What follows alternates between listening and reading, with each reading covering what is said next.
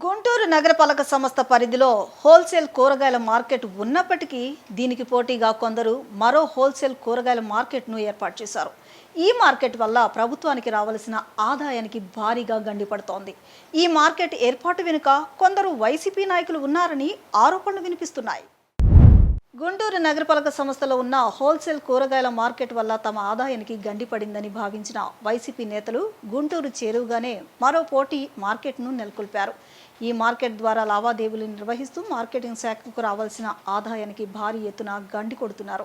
YCP నుంచి టీడీపీలో చేరిన కొందరు అధికార పార్టీ నాయకులు కూడా ఈ మార్కెట్కు తమ అండదండలు అందిస్తున్నారని ఆరోపణలు వస్తున్నాయి. ఈ మార్కెట్పై అధికారులు దృష్టి సారించి ప్రభుత్వ ఆదాయానికి గండిపడకుండా చర్యలు చేపట్టాలని పలువురు కోరుతున్నారు.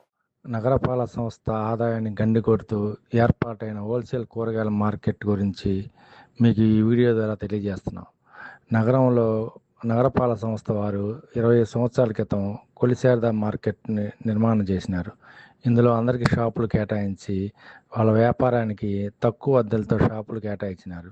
కానీ కాలక్రమేణా అద్దెలు పెరుగుతూ వచ్చి 20 సంవత్సరాల లీజు కాలం పూర్తి అవ్వగానే షాపులను బహిరంగ వేలం ఏర్పాటు చేసి అన్ని ఎస్సీ ఎస్టీ అన్ని కులాల వారికి ఈ యొక్క షాపుల్లో వ్యాపారం చేసుకోవడానికి కూటమి ప్రభుత్వం అవకాశం కల్పించింది.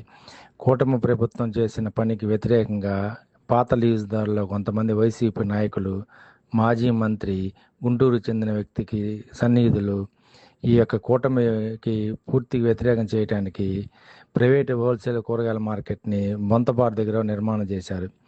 అదేవిధంగా గతంలో కూడా 2 చోట్ల ఈ యొక్క మార్కెట్ని ఏర్పాటు చేస్తే వాటిని ఖాళీ చేయించవలసిందిగా రాష్ట్ర హైకోర్టు ఉత్తర్వులు జారీ చేసింది. ఆ యొక్క కేసు ఈ రోజుకి హైకోర్టులో పెండింగ్ ఉన్నా కూడా ఎంతో వ్యతిరేకంగా కూటమి మీద పగతో వైసీపీ నాయకులు ఏర్పాటు చేసిన ఈ మార్కెట్ వల్ల ప్రతి సంవత్సరం కార్పొరేషన్ 5 కోట్ల రూపాయల నష్టం వాటిల్లుతుంది. కాబట్టి వైసీపీలోంచి వచ్చిన కొంతమంది టీడీపీ నాయకులు కూడా ఈ యొక్క మార్కెట్ వ్యవహారానికి కొమ్ము కాస్తున్నట్టుగా ₹1 కోటి దాకా లంచం తీసుకొని ఈ వ్యవహారానికి సహకారం అందిస్తున్నట్టుగా తెలుస్తుంది. ఇప్పటికైనా తెలుగుదేశం పార్టీకి చెందిన ప్రముఖ నాయకులు లోకేష్ గారు కానీ ఇతర నాయకులు కానీ ఈ యొక్క కార్పొరేషన్ ఆదాయాన్ని గండి కొడుతున్న ప్రైవేటు హోల్సేల్ కూరగాయల మార్కెట్ని ఖాళీ చేయించాల్సిందిగా గుంటూరు ప్రజలు కోరుకుంటున్నారు. గుంటూరు నగరపాలక సంస్థకి అత్యధిక ఆదాయం వచ్చే కొలిశారద మార్కెట్ని ఈ యొక్క ప్రైవేటు మార్కెట్ వల్ల పూర్తిగా నష్టపోతుంది. కాబట్టి వెంటనే ఈ యొక్క ప్రైవేటు మార్కెట్ బొంతపాడు పరిసర ప్రాంతాల్లో ఏర్పాటు చేసిన ఈ అక్రమ హోల్సేల్ కూరగాయల మార్కెట్ని ఖాళీ చేయించి అక్కడ ఏర్పాటు చేసిన వ్యాపారస్తులు కూటమిని అరెస్ట్ చేయించవలసిందిగా గుంటూరు ప్రజలు కోరుచున్నారు. గుంటూరు పరిసర ప్రాంతాల్లో ప్రైవేటు హోల్సేల్ మార్కెట్ పెట్టవద్దని రాష్ట్ర హైకోర్టు కూడా ఆదేశాలు ఇప్పటికి 3 సార్లు జారీ చేసింది. కాబట్టి వెంటనే ఈ యొక్క ప్రైవేటు మార్కెట్ని కూల్చివేయాల్సిందిగా గుంటూరు ప్రజలు కోరుకుంటున్నారు.